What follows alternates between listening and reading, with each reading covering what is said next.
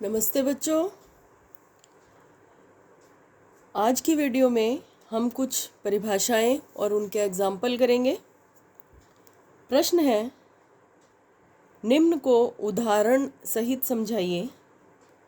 4 topic आपको लेने हैं: परमाणु संख्या, द्रव्यमान संख्या, समस्थानिक और समभारिक। सबसे पहले हम लेते हैं परमाणु संख्या। परमाणु संख्या का मतलब होता है किसी भी तत्व के एक परमाणु के नाभिक में उपस्थित प्रोटॉन की संख्या। सिंपली हम इसको लिखते हैं, परमाणु संख्या का मतलब होता है नाभिक में उपस्थित प्रोटॉन की संख्या।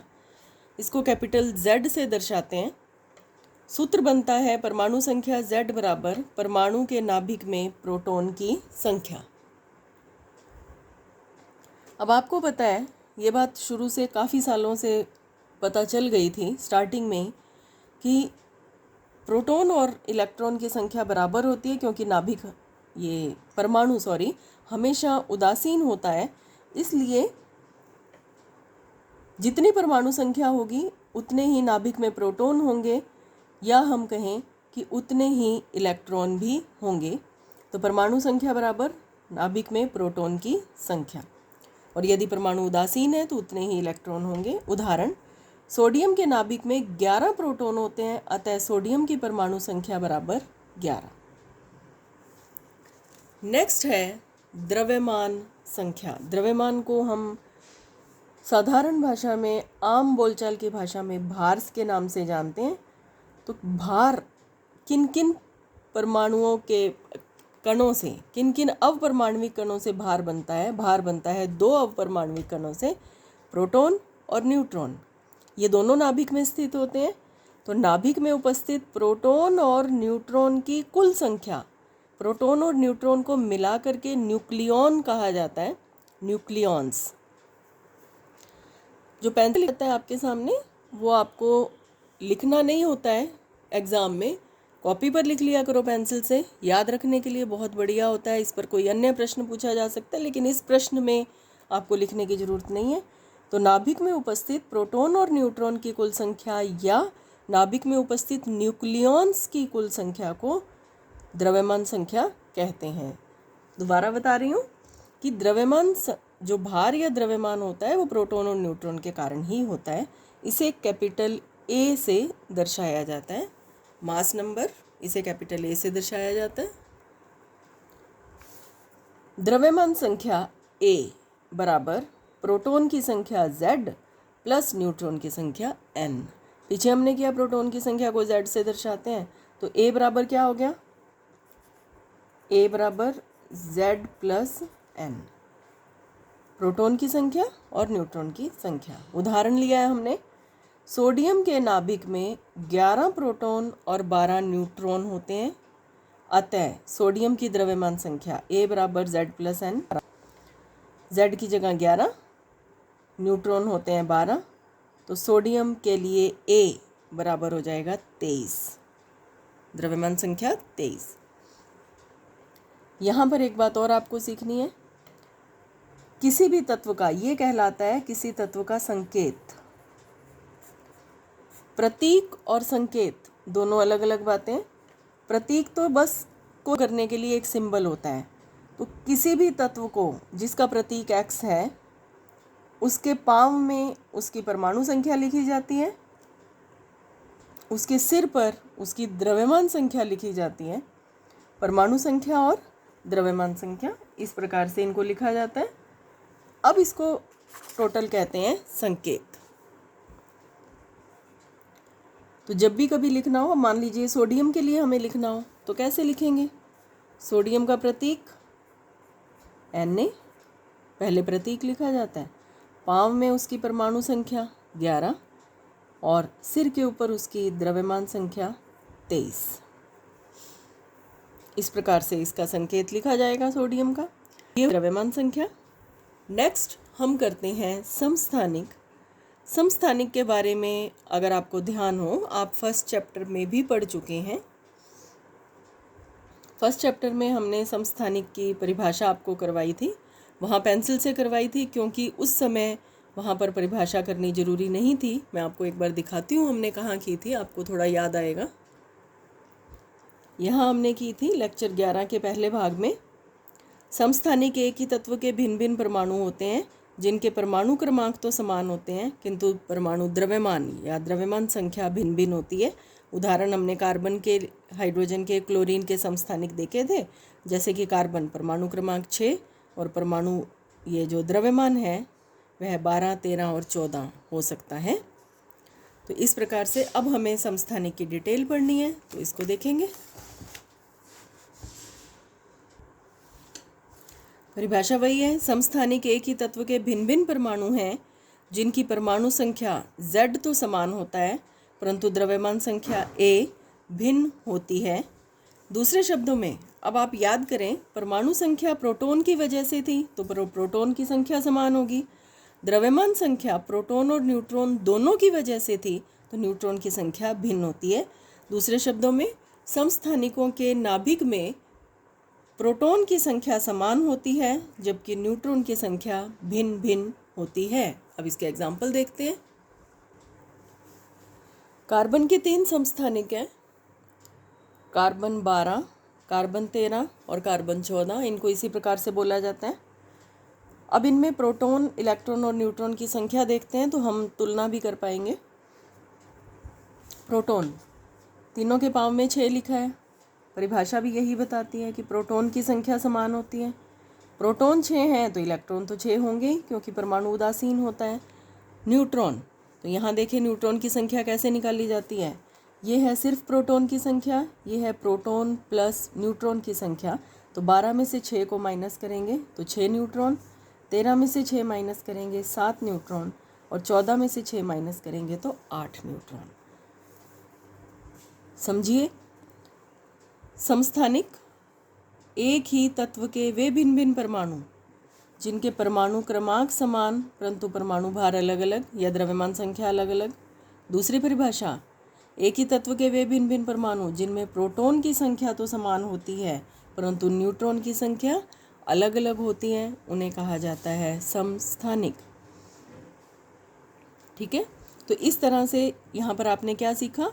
एक तो बात आपने ये सीखी कि आपके पास अगर द्रव्यमान संख्या और परमाणु संख्या दे रखी है तो आप प्रोटॉन, इलेक्ट्रॉन और न्यूट्रॉन की संख्या बता सकते हैं। प्रोटॉन और इलेक्ट्रॉन की तो वही होगी जो परमाणु संख्या है और न्यूट्रॉन की संख्या वो होती है जो द्रव्यमान संख्या में से परमाणु संख्या को घटाने पर आती है। तो इस प्रकार से आपने इसको ध्यान रखना है। आपकी बुक में कुछ एग्जाम्पल दे रखे हैं, उनको देखते हैं। उदाहरण देखिए, किताब में आपके उदाहरण दे रखे हैं। ब्रोमीन 3580, इसको ऐसे ही बोला जाता है। ब्रोमीन 3580 में प्रोटॉन, न्यूट्रॉन और इलेक्ट्रॉन की संख्या बतानी है। तो बिल्कुल साधारण रूप से देखें तो जो पाँव में लिखा रहता है वो होते हैं प्रोटॉन और इलेक्ट्रॉन। जो ऊपर होता है, प्रोटॉन और इलेक्ट्रॉन बराबर संख्या में, 35 ही प्रोटॉन होंगे, 35 ही इलेक्ट्रॉन होंगे। जो ऊपर लिखा रहता है 80, वो प्रोटॉन प्लस न्यूट्रॉन है। तो 80 में से यदि आप नीचे वाला घटा दोगे तो वो न्यूट्रॉन की संख्या आ जाएगी। तो इस प्रकार से Z बराबर 35, तो प्रोटॉन और इलेक्ट्रॉन हो गए 35, न्यूट्रॉन हो गए 80 में से 35 माइनस किए 45। ऐसे ही और एग्जाम्पल दे रखे देखेंगे। एक स्पीशीज़ है जिसमें इलेक्ट्रॉन, प्रोटॉन और न्यूट्रॉन की संख्या है 18, 16 और 16। इनके प्रतीक आपने लिखने हैं, तो देखेंगे इसको। प्रोटॉन की संख्या 16, तो प्रोटॉन की संख्या 16 का मतलब क्या है, परमाणु संख्या, तो वो तो पाम में आ जाएगी। हम इसको एक बार x मान लेते हैं, पाम में आ जाएगा 16। जैसे जैसे आ रहा है उसको करते जाते हैं। आगे दे रखा है प्रोटॉन की संख्या 16, न्यूट्रॉन की संख्या भी 16। इन दोनों को जोड़ देंगे तो सिर वाली संख्या आ जाएगी 16 + 16 32। आगे आपको बताया इलेक्ट्रॉन की संख्या 18। इलेक्ट्रॉन 18 का मतलब क्या है, माइनस के तो 18 हो गए। प्रोटॉन 16 का मतलब क्या है, प्लस के 16 हो गए। तो टोटल चार्ज कितना हो गया, -2। तो जो भी टोटल चार्ज आता है उसको ऊपर लिख देते हैं। ये हो गया -2। 16 नंबर जो तत्व है आवर्त सारणी में वो सल्फर है। तो ये हो गया sulphur, proton 16, proton plus neutron 32 और चार्ज -2। तो इस प्रकार से इनको लिखा जाता है और इनको हल किया जाता है। अब आगे जो नेक्स्ट टॉपिक हम देख रहे हैं, नेक्स्ट परिभाषा, वो है समभारिक। समभारिक को करने से पहले हम समस्थानिक से संबंधित एक और टॉपिक देखेंगे। हम पहले कर चुके हैं फर्स्ट चैप्टर में, उसको बस आपको याद करवाना है। यहाँ पर देखिए, हमने अभी बात की कि समस्थानिक वो होते हैं जिनके परमाणु क्रमांक या परमाणु संख्या तो समान होते हैं परंतु परमाणु भार अलग अलग होते हैं। जैसे यहाँ पर हम एग्जाम्पल ले रहे हैं जिसमें कार्बन 12, कार्बन 13 और कार्बन 14 तीन भार वाले तत्व हमारे पास, तीन भार वाले परमाणु हमारे पास हैं। अब कार्बन का परमाणु द्रव्यमान वास्तव में क्या लिखा जाए, द्रव्यमान संख्या 12 लिखें, 13 लिखें या 14 लिखें, तो उस स्थिति में हम इनका औसत लेते हैं। औसत द्रव्यमान संख्या या औसत परमाणु भार निकालने का जो काम है वो हमने फर्स्ट चैप्टर में किया था, जिसमें हम प्रतिशत मात्रा को भी ध्यान में रखते हैं कि इसकी प्रतिशत मात्रा कितनी है, इसकी कितनी है और इसकी कितनी है। उसके हिसाब से इनके भार को ऐड करके कि फिर हम उसको निकाल लेते हैं। तो मैं आपको दिखा देती हूँ जो हमने फर्स्ट चैप्टर में किया था, बिल्कुल उसी तरह से आपने उसको दिमाग में रखना है, समस्थानिक के हिसाब से ही उसे देखें।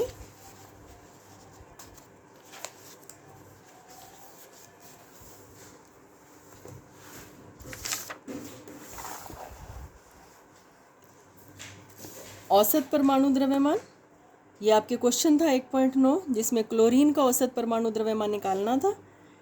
याद करें, क्लोरीन के 2 समस्थानिक होते हैं, एक क्लोरीन 35 और एक क्लोरीन 37।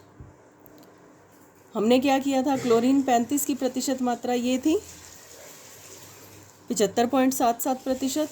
उसको हमने, ये 75.77% इसकी प्रतिशत मात्रा थी, इसको हमने प्रतिशत को हटा दिया तो ये 0.7577 हो गई थी। और फिर इसका जो भार हमें प्रश्न में दे रखा था, 35 का भार 34.9689 होता है वास्तव में, इन दोनों को गुणा किया, फिर ऐसे ही 37 के भार को उसकी प्रतिशत मात्रा से गुणा किया और उन दोनों को जोड़ दिया।